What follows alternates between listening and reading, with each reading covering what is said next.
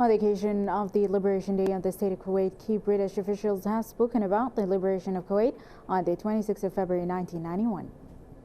The British Army have deployed around 50,000 British troops for the liberation of Kuwait. Here is more with Saleh Al-Abedi.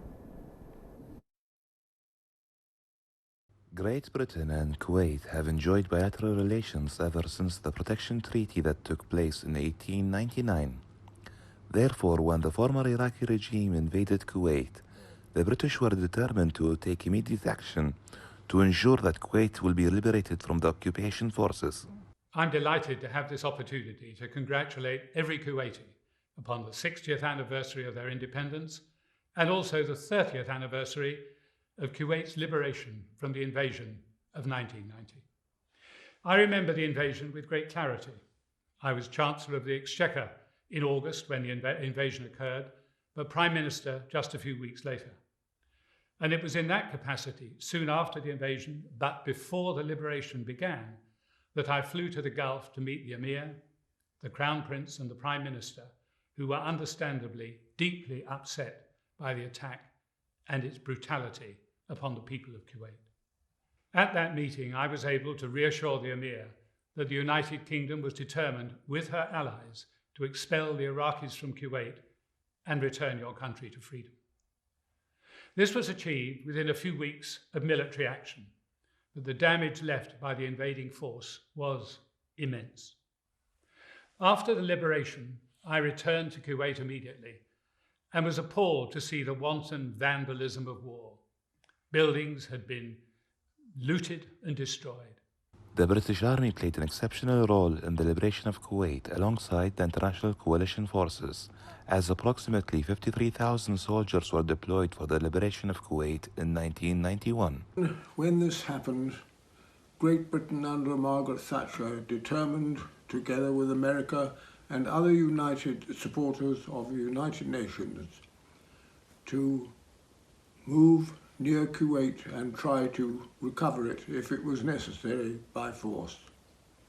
The Saudi Arabians gave their consent at great personal inconvenience for the joint forces, some 34 different countries, to take up positions and place themselves ready to recover Kuwait. I remember the immense air attacks which were launched against the invading forces, destroying much of their ability to fight in about 15 days before the actual ground assault. I was sent out as the overall in-theatre commander of British forces, Navy, Army and Air Force. And my country committed over 40,000 people to help recover Kuwait should it be necessary. The largest force we have ever deployed on operations since World War II. Ago, we marked the 120th anniversary of the 1899 Treaty of Friendship between Britain and Kuwait. Britain, throughout this period, has always stood by Kuwait, including by helping Kuwait to deter aggression from outside and standing by to defend Kuwait's sovereignty and territorial integrity. So when Kuwait was occupied in 1990, the United Kingdom felt this very keenly, and our leadership at the time, our Prime Minister at the time, was instrumental in securing the mandate in the United Nations at the end of November 1990 during the UK presidency of the Security Council, which effectively paved the way for the coalition which was already being assembled, for the coalition forces then to launch the air campaign and the ground campaign which